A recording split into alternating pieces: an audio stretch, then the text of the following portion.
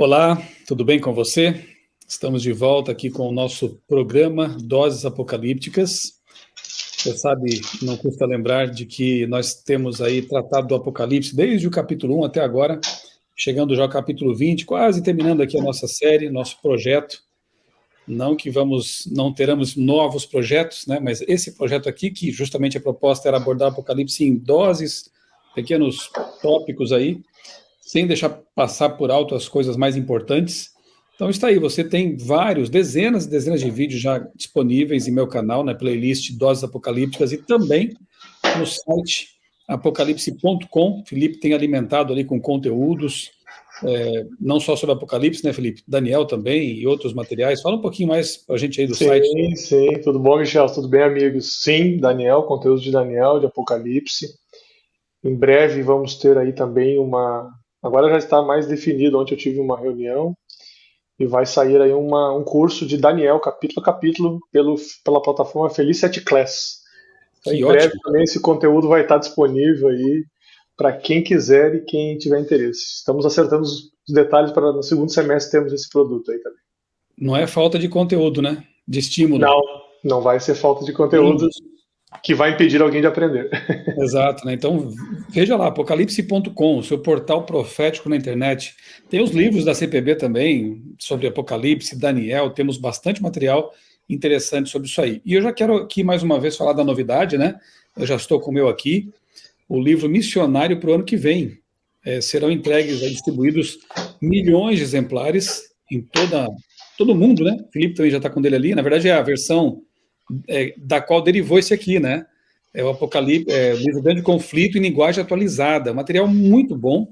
Aqui estão todos os capítulos do clássico livro Grande Conflito, lá de Ellen White, do século XIX, né?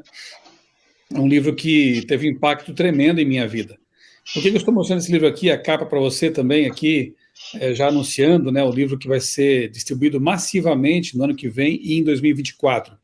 Porque eu vou começar aqui meu canal, com a ajuda de outros convidados, o Felipe também eventualmente vai participar com a gente aqui, de uma série analisando cada capítulo do livro O Grande Conflito. É quase como se fosse doses, né, do Grande Conflito.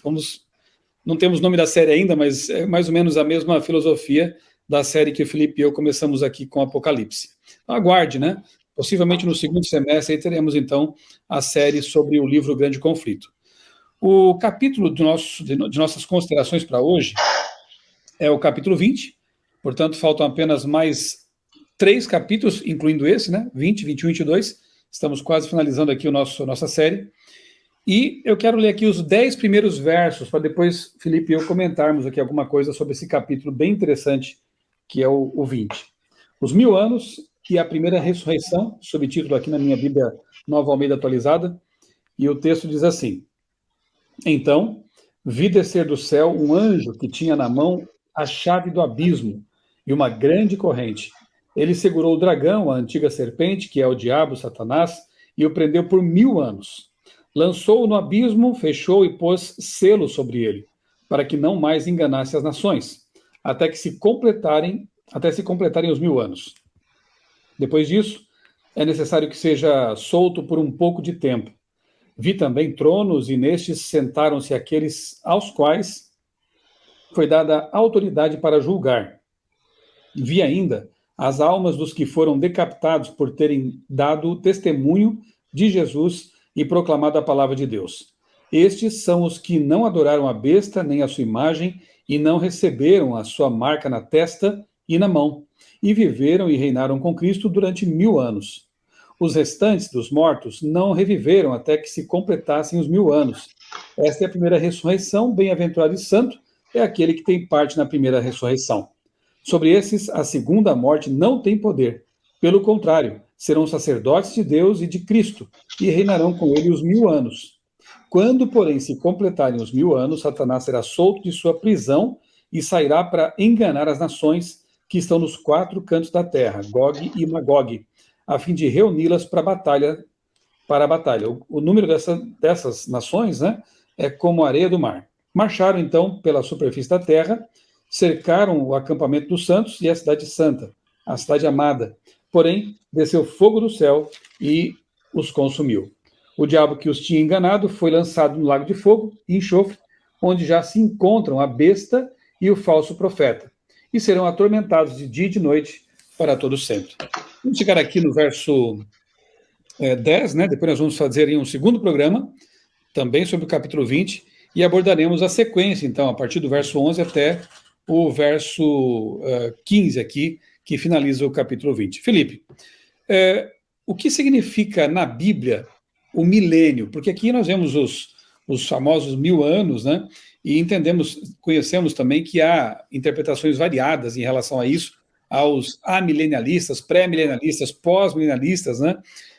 Biblicamente, estritamente na Bíblia, como nós temos feito aqui nessa série, o que significa esse milênio? Isso é bem interessante, porque existem muitas maneiras de falar do milênio por aí. Aliás, nem dá para esgotar aqui. E esse assunto já é tratado há muitos séculos já, né? Isso vem lá de tempos antigos, já se fala do milênio. Mas, biblicamente, quando você vai para a Bíblia, você vê que o milênio ele está situado num período muito específico. Ele é após ou no momento em que Jesus volta. Então, isso está muito claro. O próprio texto ele vai nos dando indicações, porque o que acontece? Você vê que o verso 5 diz, por exemplo, os restantes dos mortos não reviveram até que se completassem os 1000 anos. Esta é a primeira ressurreição. Bom, então você tem a primeira ressurreição acontecendo quando Jesus volta. Isso está em total consonância com 1 Tessalonicenses capítulo 4, por exemplo, onde nós temos a base para isso. Em João, também 5, vai dizer que tem 2 ressurreições. Mas o fato é que a volta de Jesus é o marco para o início do milênio. Então, nós respeitamos aí outros pontos de vista, mas eles não estão amparados no que o texto bíblico oferece, né? O texto bíblico nos dá uma data, ou melhor, nos dá um marco para que você possa entender quando começa o milênio. Então, e é interessante que durante o milênio, Satanás estará sem nenhuma possibilidade de engano, não poderá enganar e não poderá seduzir, não poderá fazer nenhum tipo de ação contra ninguém, por uma razão bem simples. Quando Jesus volta, todos os vivos e os que estavam mortos e são justos, eles estarão com ele, com Jesus no céu, né? E os mortos perdidos, eles não terão ressuscitado ainda, conforme o texto de Apocalipse 20 explica claramente. Inclusive, você vê claramente que os que estão com Cristo reinam e vivem com Cristo durante os 1000 anos.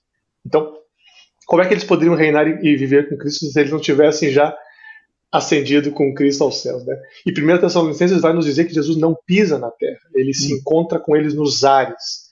Então são todos relatos que se complementam, eles se combinam. Então, basicamente, o milênio então é um período em que vai haver o que a gente chama na teologia de juízo digamos assim, de comprovação, né, em que os salvos estarão com Cristo, tendo uma plena compreensão de por que estão lá e de por que outros não estão lá. Claro que não é eles eles não definiram o destino de ninguém, mas eles estão acompanhando com Cristo e tendo acesso a isso, e isso acontece durante o milênio. Então, o milênio na Terra é plausível pelo texto bíblico? Não. Quer dizer, para quem está na Terra só fica Satanás. É o que o texto bíblico fala. Então não tem, aqui vai haver um milênio de paz, 1000 anos de paz na Terra. É uma coisa bonita de se pensar, mas não é bíblica. Sim. Paulo diz aos Coríntios, né, que os salvos, o povo de Deus, haverá de julgar até os anjos, né? Quanto Coríntios mais fala coisas isso. mínimas da terra. Que anjos seriam esses? Os anjos caídos, naturalmente, porque os anjos que estão com Deus não têm por que ser julgados. Então, em que momento que os salvos julgarão os anjos e os ímpios? É nesse período aqui do milênio, quando as coisas ficarão às claras. Deus é tão bom, né, que ele poderia dizer assim, eu sou o Criador, eu sou onisciente, pronto, eu julguei e está acabado. Mas ele é tão bom, claro, tão humilde, quer deixar as coisas tão claras que, como a Bíblia deixa claro também, há registros no céu. Ela chama de livros de registro, né? Então, todas as obras, ações e aquilo que as pessoas, daquilo que elas deixaram de se arrepender, né, estará registrado ali nesses livros. De modo que, se houver alguma dúvida, mas por que aquela pessoa não veio? Por que aquela pessoa não foi salva? Olha, está aqui tudo registrado. Ela era assim, assim, assim na sua vida privada, ela não se arrependeu dos seus pecados, desprezou a graça oferecida e por isso, infelizmente, participará, né, da morte eterna, como a Bíblia mesma diz. Felipe É, também citou aí dois textos que são assim bem importantes para esclarecer esse ponto aqui do milênio. Um deles é do próprio João, né? João capítulo 5, versos 28 e 29. Ele diz assim: vem o dia, olha que interessante, hein? Não veio ainda, né? Vem o dia em que todos os que estão nos túmulos ouvirão a voz de Deus, e uns sairão para a ressurreição da vida e outros para a ressurreição da condenação. aí tem uma diferenciação já. Exatamente, né? Então há duas ressurreições, que é o próximo tópico da nossa conversa. Então, mas só que no seu evangelho, João não diz, ele só cita a informação, mas ele não explica que há um intervalo de 1000 anos entre uma e outra. Aí o mesmo João, aqui no Apocalipse, retoma o assunto e explica melhor. Ele detalha, ao dizer que entre a primeira ressurreição e a segunda ressurreição há um intervalo de 1000 anos. E eu quero só frisar aqui, porque o Felipe também já citou, mas nunca é demais, 1 Tessalonicenses capítulo 4, especialmente ali de 13 a 17, né, é muito claro em dizer que não existe um arrebatamento secreto, por exemplo, ninguém é deixado para trás vivo, o arrebatamento da igreja, do povo de Deus, dos salvos, é na volta de Cristo. Leia, por favor, esse texto, 1 Tessalonicenses capítulo 4, começando no verso 13. É muito claro. O arrebatamento acontece durante a volta de Cristo, os mortos ressuscitam, os salvos vivos são transformados, glorificados, esse grupo agora junto, todos eles com seus corpos imortais, né, como Paulo explica lá em 1 Coríntios capítulo 15, eles então sobem, ascendem para encontrar Jesus, como diz Felipe, no ar, não na terra. O Jesus não vem mais para pisar aqui, curar, ensinar, ele já fez isso. A salvação já foi oferecida. Então os salvos que estavam mortos, ressuscitaram, vivos, transformados, foram para o céu, ficam na terra apenas Satanás e seus anjos, porque os ímpios foram mortos na volta de Cristo também. Então a terra ficará no estado de desolação, sem forma e vazia, vazia de seres humanos. As nações não mais existem. E sim, Satanás fica preso por quê? Preso por uma cadeia de circunstâncias, né, Felipe? Ele não tem mais a quem tentar, não vai mais poder destruir nada, que é a obra que ele mais faz, né? Então ele estará com as mãos amarradas, simbolicamente falando. É interessante que a existência de tronos ali, né, que você vê no começo do texto aí, tem a ver com a autoridade para exercer domínio e julgar, né? Então você vê isso em Mateus capítulo 19, por exemplo.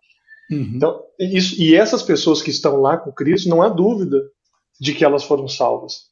Porque elas, aqui o texto cita isso, né? Elas não adoraram a besta nem tampouco a sua imagem, ou seja, elas não estão aliadas aos inimigos de Deus. Então, isso deixa claríssimo que existem dois grupos, não essa possibilidade não da Bíblia dizer, não, a Bíblia coloca todo mundo mais ou menos numa mesma circunstância, aí teríamos uma grande salvação universal, que é a ideia dos universalistas, né? Ela não cabe dentro do texto bíblico, né? Ela não cabe.